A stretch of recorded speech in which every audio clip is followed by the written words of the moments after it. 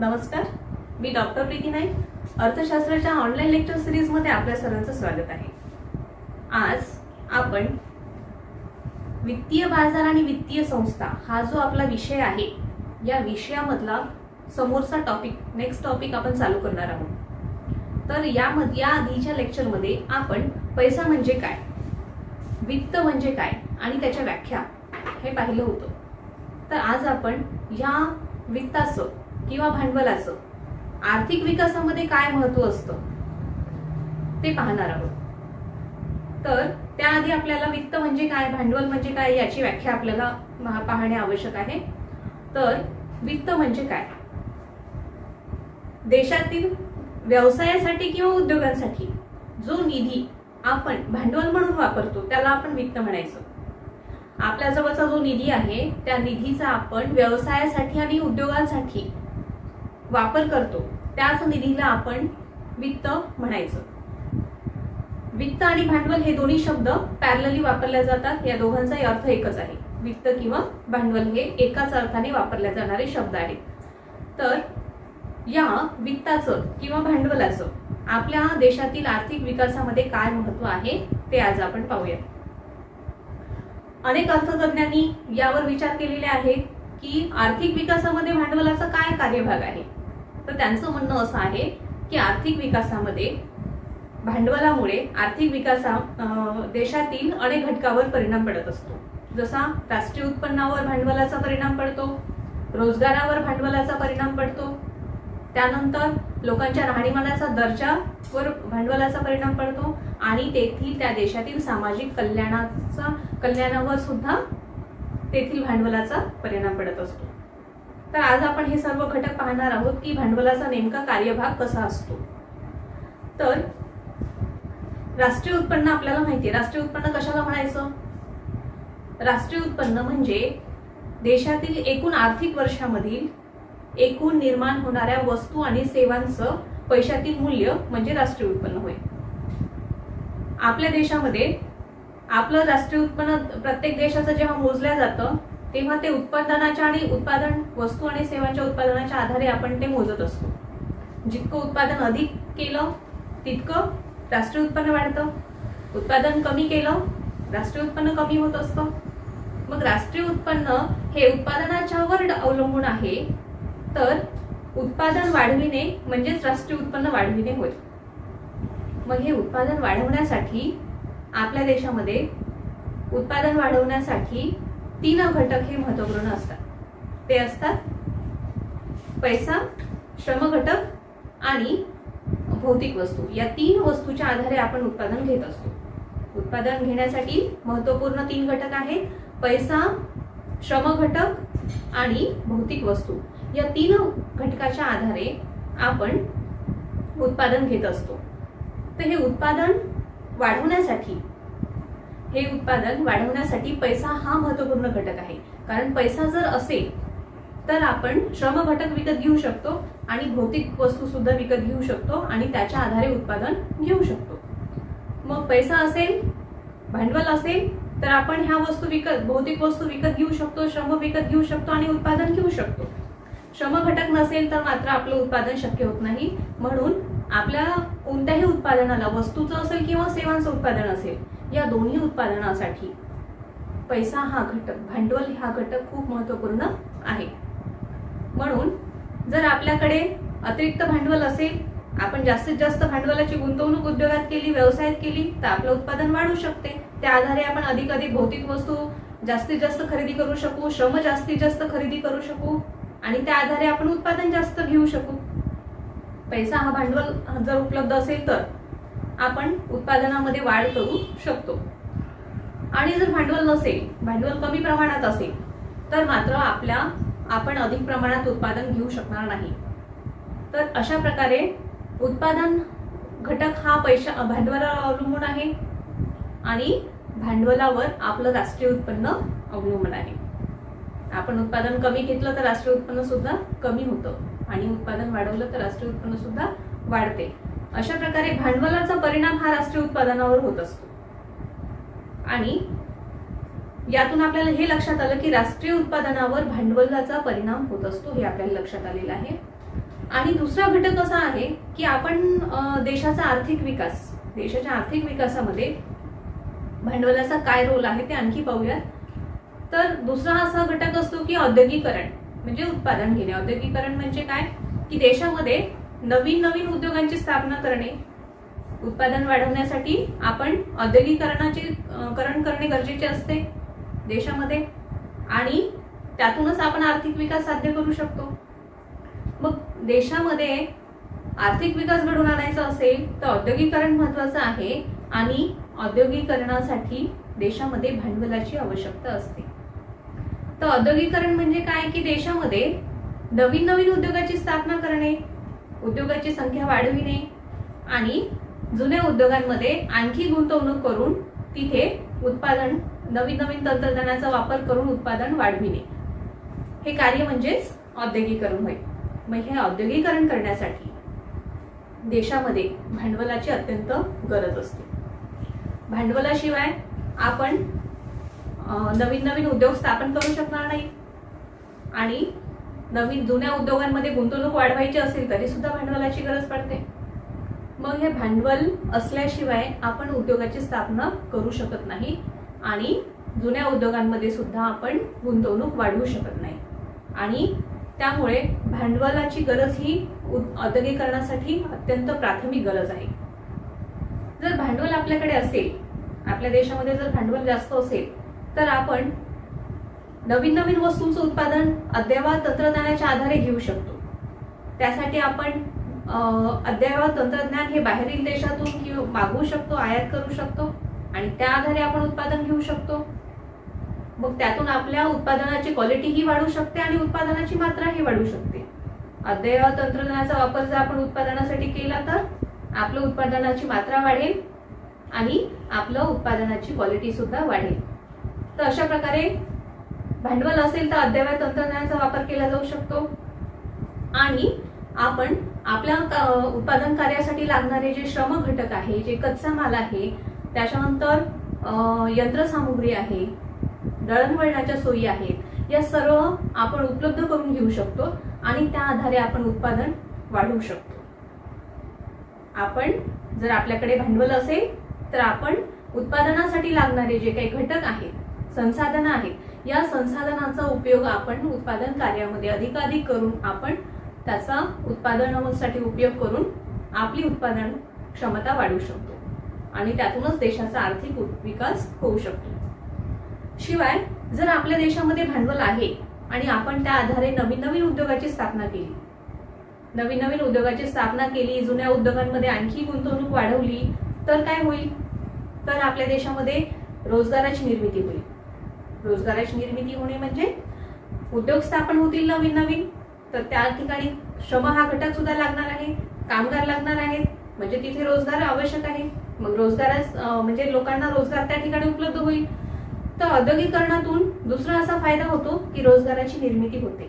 देशामध्ये नवीन नवीन रोजगाराची निर्मिती झाल्यामुळे लोकांना काम मिळते, लोकांचे उत्पन्न वाढतं, आणि उत्पन्न वाढलं तर त्या उत्पन्नातून त्यांचा राहणीमानाचा दर्जा सुद्धा तिथे सुधारतो. उत्पन्न वाढल्यामुळे लोकांचा राहणीमानाचा दर्जा सुद्धा सुधारतो. तर अशा प्रकारे देशामध्ये जर भांडवल असेल तर राष्ट्रीय उत्पन्न वाढतेच. औद्योगिकरणातून आपण नवीन नवीन उत्पादन घेऊ शकू, त्यातून आपल्याला औद्योगिकरणातून रोजगार निर्मिती होईल, आणि रोजगार निर्मितीतून आपल्याला लोकांचा राहणीमानाचा दर्जा सुद्धा सुधारू शकतो. म्हणून भांडवल असेल तर त्या ठिकाणी भांडवलाचा परिणाम हा राष्ट्रीय उत्पन्नावर पडतच असतो, त्यानंतर रोजगारावर सुद्धा वाढ होत असते, आणि त्यातून लोकांचा राहणीमानाचा दर्जा सुद्धा सुधारू शकते. अशा प्रकारे भांडवलाचा हा आर्थिक विकासामध्ये परिणाम पडत असतो. आणखी सामाजिक कल्याणात सुद्धा भर होत असते. देशातील जर आपल्याला देशामध्ये भांडवल असेल तर सामाजिक कल्याणात कशा प्रकारे भर पडते? आपल्याला माहितीये की जर आर्थिक विकास झालेला आहे, आपल्याकडे भांडवलाच्या आधारे राष्ट्रीय उत्पन्न आपलं वाढलेलं आहे, तर काय होत असतं? जर आपण भांडवलाच्या सहाय्याने आपलं राष्ट्रीय उत्पन्न वाढवलं आहे, आणि राष्ट्रीय उत्पन्न वाढवल्यामुळे तेथील सरकारचं उत्पन्न वाढतं, सरकारचं उत्पन्न वाढलं म्हणजे देशाचं राष्ट्रीय उत्पन्न वाढलं, तर ते राष्ट्रीय उत्पन्न हे सरकार समाजाच्या कल्याणासाठी सुद्धा अधिकाधिक खर्च करू शकते. उत्पन्न वाढल्यामुळे तेच राष्ट्रीय उत्पन्न समाजाच्या कल्याणासाठी सुद्धा सरकार अधिकाधिक खर्च करू शकते. जसं आरोग्याच्या सोयी लोकांसाठी सरकार अधिक उपलब्ध करून देऊ शकतात. रस्त्यांच्या दळणवळणाच्या सोयी सरकार अधिक चांगल्या प्रकारे निर्माण करू शकतात. त्याच्यानंतर शिक्षणाच्या सोयी सुद्धा सरकार अधिक चांगल्या प्रकारे निर्माण करू शकतात. नवीन नवीन कॉलेजेस, नवीन नवीन शाळा उपलब्ध करून देऊ शकतात. प्रत्येक खेड्याला शाळा उपलब्ध करून देऊ शकतात. त्याच्यानंतर आपल्याला नागरीकरणाच्या ज्या सुविधा आहेत, स्ट्रीट लाईट आहेत, बागबगीचे आहेत, त्याच्यानंतर रस्ते आहेत, ह्या सर्व सुविधा आपल्याला सरकार चांगल्या प्रकारे अधिकाधिक देशामध्ये चांगल्या प्रकारच्या सुविधा ह्या निर्माण करू शकतात. आणि राष्ट्रीय उत्पन्न वाढलं तर देशामध्ये जर आपत्ती आली, त्या आपत्तीसाठी सुद्धा सरकारजवळ तिथे निधी शिल्लक राहतो. म्हणून देशामध्ये जर राष्ट्रीय उत्पन्न वाढलं तर सामाजिक कल्याणाचा सुद्धा तिथे अधिकाधिक भर पडतो सामाजिक कल्याणामध्ये. म्हणजेच काय की भांडवल असेल तर राष्ट्रीय उत्पन्न वाढू शकतो, आणि राष्ट्रीय उत्पन्न वाढलं तर सामाजिक कल्याणामध्ये सुद्धा तिथे भर पडत असते.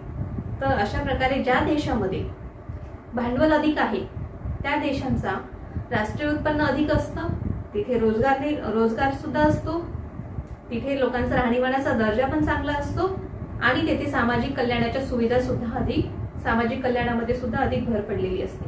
तर भांडवलाचा अशा प्रकारे विविध घटकावर परिणाम पडत असतो. म्हणून आपण पाहत असतो की ज्या देशामध्ये भांडवल जास्त आहे त्या देशामध्ये काय असतं, तिथला आर्थिक विकास हा जलद गतीने झालेला दिसून येतो. आणि ज्या देशामध्ये भांडवलाची कमतरता आहे त्या देशांचा आर्थिक विकास हा मंद गतीने होत असतो.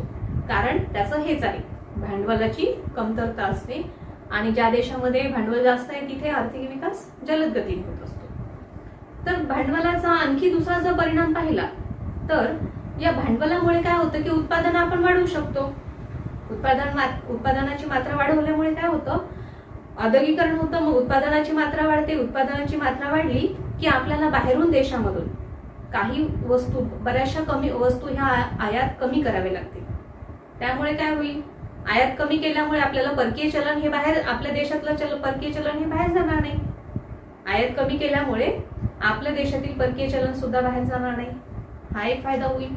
आणि देशामध्ये भांडवल जर असेल तर आपल्याला नवीन नवीन वस्तूचं उत्पादन आपण स्वतः करून आपण स्वतः स्वावलंबी बनू शकतो. आपण परकीय देशावर अवलंबून न राहता त्या वस्तू आपण स्वतः निर्माण करू शकतो. त्याच्यामुळे सुद्धा देशाचा हा फायदा होऊ शकतो. आणि आपण नवीन नवीन वस्तूंची निर्मिती करून निर्यात सुद्धा वाढवू शकतो. त्यातून देशाचा फायदा होऊ शकतो. त्यामुळे आर्थिक विकासाच्या दृष्टीने भांडवल हे अशा प्रकारे महत्त्वपूर्ण आहे.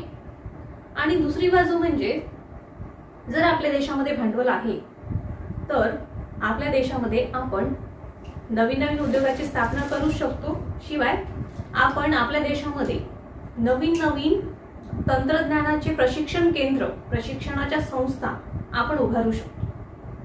जसं इंजिनिअरिंग कॉलेज आहे, त्याच्यानंतर मॅनेजमेंटचे कॉलेजेस आहेत, त्याच्यानंतर चांगल्या प्री स्कूल आहेत, जे शाळा आहेत त्या पण अधिक चांगल्या प्रकारे आपण तिथे प्रशिक्षण विद्यार्थ्यांना देऊ शकतो.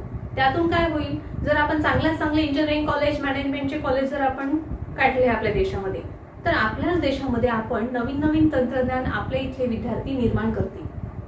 आणि त्यातून काय होईल की आपण परदेशामधून जे अद्ययावत तंत्रज्ञान आयात करत असतो ते आयात करण्याची गरज पडणार नाही. आणि आपल्याला स्वावलंबी, त्या दृष्टीने आपण स्वावलंबी बनल्या जाईल. आणि त्यातून काय होईल की आपल्या देशामध्ये नवीन नवीन तंत्रज्ञानाची निर्मिती केल्या जाईल आणि त्या आधारे आपण अधिकाधिक उत्पादन करू शकतो.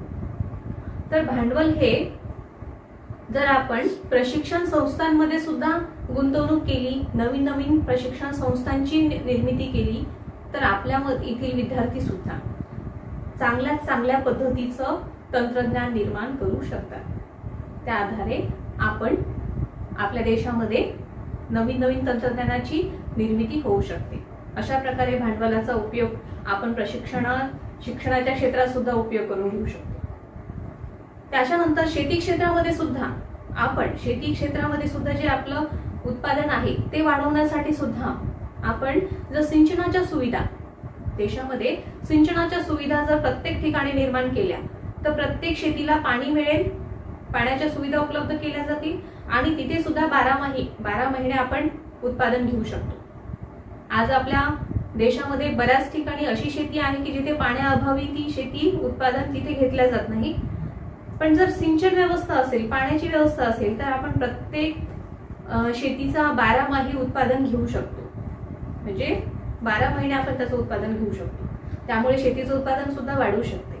तर अशा प्रकारे धरणे, कालवे बांधणे, कॅनल बांधणे यामध्ये जर भांडवलाची आपण गुंतवणूक केली तरी सुद्धा आपला देशाचा शेतीचा विकास होऊ शकतो. आणि शेतीमध्ये सुद्धा नवीन ज्या संस्था आहेत, ज्या संशोधन करणाऱ्या संस्था आहेत, त्या जर संस्था निर्माण केल्या तरी सुद्धा आपल्याला शेतीच्या उत्पादनामध्ये नवीन संशोधनाचा आविष्कार होईल आणि त्यातून आपल्या शेतीचा तिथे वापर करून, शेतीमध्ये तो आविष्काराचा वापर करून शेतीचं उत्पादन सुद्धा आपण वाढवू शकतो.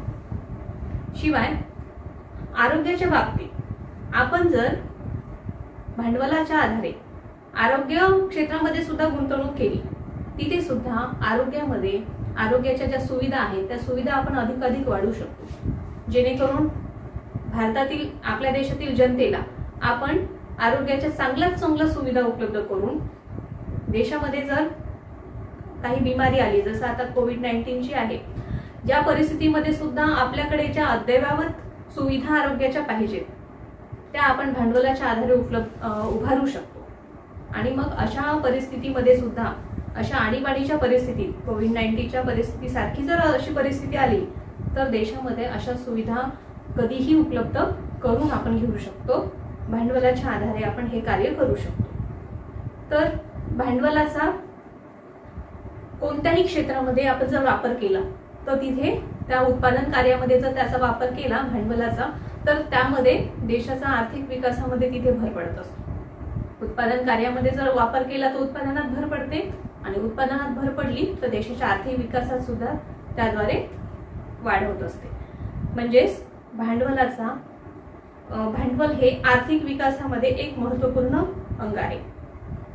यावरून आपल्याला काय लक्षात येते की पैसा, कर्ज, वित्त, भांडवल हे जे घटक आहेत, हे घटक हे देशाला लागणारे जे रक्तवाहिन्या आहेत असं आपण त्याला समजूया. जो पैसा, भांडवल हा घटक आहे ना, तो कर्ज आहे, पैसा आहे, भांडवल आहे, वित्त आहे, हे सर्व घटक देशातील रक्तवाहिन्या आहेत, ज्या देशांच्या प्रत्येक घटकाला पुरवठा केल्या जातात आणि त्याद्वारे उत्पादन घेतल्या जाते. म्हणून भांडवलाशिवाय आपण आपल्या देशामध्ये आर्थिक विकास घडवून आणणे असा विचार करणं सुद्धा अशक्य वाटते. म्हणून भांडवल हे देशातील आर्थिक विकासामध्ये महत्त्वपूर्ण घटक आहे. हे आज आपल्या या डिस्कशनवरून आपल्याला लक्षात आलेलं आहे.